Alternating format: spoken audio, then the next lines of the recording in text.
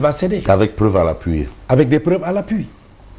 Donc si on laisse à ce monsieur le temps de ficeler sa démarche, son organisation, pour une justice équitable, on l'aura. Mais non, mais il n'est pas aussi interdit de faire à ce monsieur les piqûres de rappel. Non, c'est pas... Que la justice est rendue au nom du peuple, donc le peuple aussi a une responsabilité d'avoir un œil. Je disais la séparation des pouvoirs. Oui. N'oublions pas que la seule fois où le président de la République est debout et des personnes assises, c'est quand la Cour constitutionnelle, quand on installe le président. Donc ces gens-là, on les doit respect et considération. Nous allons maintenant parler un peu de l'AFP, donc les difficultés économiques que nous vivons. Il faut d'abord voir d'où viennent ces difficultés. On a parlé du FMI. Mais il y a un autre maillon qui m'interdit de dormir. C'est quoi le maillon? C'est le port autonome de Dakar. Qu'est-ce qui se passe au port? Le directeur du Si on se réfère à l'histoire, oui, de temps en temps, pour avoir vraiment des jambes très solides, on doit se baser sur l'histoire. Repenser l'histoire, revérifier l'histoire. Du temps de l'AMF, le port de Dakar était le port qui desservait pratiquement toute l'Afrique de l'Ouest. C'était le pionnier. Aujourd'hui, je salue l'intelligence des Togolais qui veulent aller à l'AES. Vous savez pourquoi? Pourquoi? L'AES, c'est l'Alliance des États du Sahel. Oui. Le Mali n'a pas de port. Oui. Le Niger n'en a pas. Le Burkina n'en a pas. C'est des pays enclavés. C'est des pays enclavés.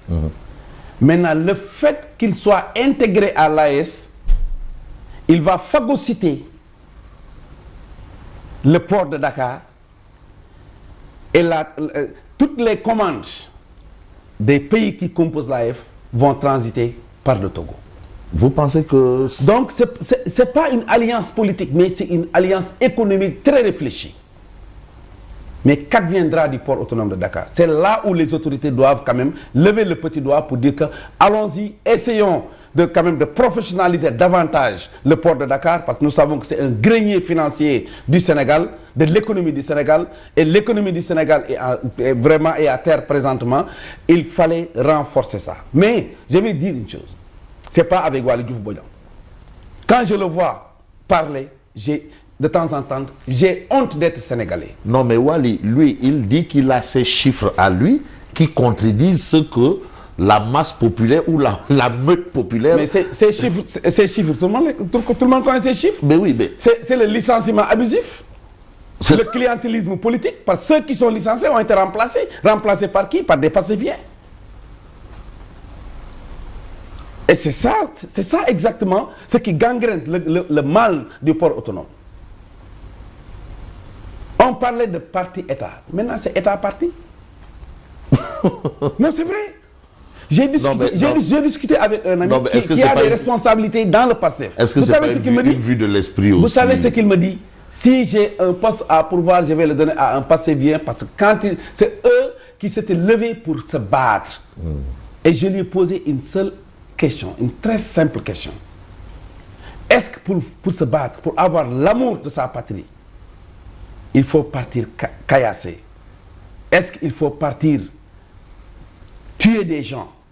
Est-ce qu'il faut partir avoir l'intention d'attaquer la présidence de la République, attaquer les forces de non, ça c'est ce qu'on dit. Attaquer les biens. Non, ça c'est ce que les gens disent aussi. C'est une réalité. Il faut quand même attendre qu'une enquête définisse exactement les responsabilités. Là, vous me posez à une autre transition. Oui, bien sûr. Parce qu'on ne peut pas tout de go accuser les tenants actuels du pouvoir d'être les responsables. C'est pourquoi j'ai dit la loi du fameux Amadouba. J'ai dit même fameux Amadouba. Parce que c'est triste. Et il est tristement célèbre. La loi interprétative. Interprétative. C'est extrêmement dangereux. C'est un précédent. C'est une loi dans laquelle, comme on le dit en Wolof, denc sa doom dóor doomu jàmbur. Mais lui, il a expliqué que ce n'était pas le cas aussi. Hein. Il fallait quand même... Mais il ne maîtrise pas mieux le français que nous. C'est des textes. Mais oui, il est l'auteur de la loi interprétative. On ne peut pas être plus royaliste que le roi aussi. Non, mais attendez, Fabrice. Vous comprenez mieux que moi ce que je suis en train de dire. Pourquoi il a même apporté des amendements lui-même avant que la loi ne soit votée? Non, c'est dit, je m'en foutise. Le Sénégal n'a pas besoin de ça. Le Sénégal mérite plus que ça. Le Sénégal mérite que ça. L'espoir était permis. Ça, je vous le dis. L'espoir était permis. Mais actuellement, ça s'est effrité. Oui. Les Sénégalais sont déçus. Les Sénégalais, vous êtes déçus. Mais comme tout bon Sénégalais. Oui. Comme tout bon Sénégalais. C'est un marasme politique. C'est un marasme économique que nous vivons actuellement. Et c'est regrettable. Mais il est temps qu'ils se ressaisissent. Mais apparemment, vous dites que les Sénégalais sont déçus. Mais ceux qui, aujourd'hui, ont été choisis parce que Sénégalais, disent contrôler la situation au plan économique. Il y a un état des lieux qui est fait et promettent un avenir radieux à tout point de vue au plan économique. À quel point encore le monde paysan, vous venez du monde paysan, on parle d'une campagne électorale la plus mauvaise campagne, mais eux, ils disent maîtriser la situation. Mais vous parlez de quel Sénégal? Le Sénégal que nous vivons et qu'ils ne vivent pas. Ah non, mais ils sont dans ce Sénégal. Parce que quand la dernière consultation leur a conféré au moins plus de 130 députés. Mais attendez, mais attendez, quand même, on va réinterroger l'histoire. Abdoulaye Wade, quand il accédait au pouvoir, qui était majoritaire à l'Assemblée nationale? Le PDS. Le Parti socialiste était majoritaire. Ah oui, le Parti socialiste. Quand on a élu Abdoulaye Wade, les Sénégalais ont dit qu'il faut lui donner la force de gouverner. Et lui ont donné une majorité écrasante à l'Assemblée nationale. Quand on a élu le président Macky Sall, qui était majoritaire à l'Assemblée nationale, le Parti démocratique sénégalais, et à l'issue des élections législatives, il est sorti avec une écrasante majorité. Ce n'est pas une première. Quand il élit quelqu'un, fais-lui confiance et donne-lui les armes pour gouverner. Donne-lui les armes pour réaliser les objectifs qui ont fait que vous l'avez élu. Ce n'est pas une première. C'est normal. Les Sénégalais sont mûrs politiquement. Il y a une maturité politique des Sénégalais. Et ils savent que si le pouvoir, l'exécutif, est géré par un camp et l'opposition contrôle l'Assemblée nationale, ça peut poser problème. Ça sera extrêmement difficile de s'en sortir. Parce que ça peut se faire dans les pays comme les États-Unis, où j'ai fait 17 ans. Parce qu'il y a une maturité de la démocratie. Un Américain tape la poitrine, je suis Américain. Ils sont fiers. C'est le patriotisme.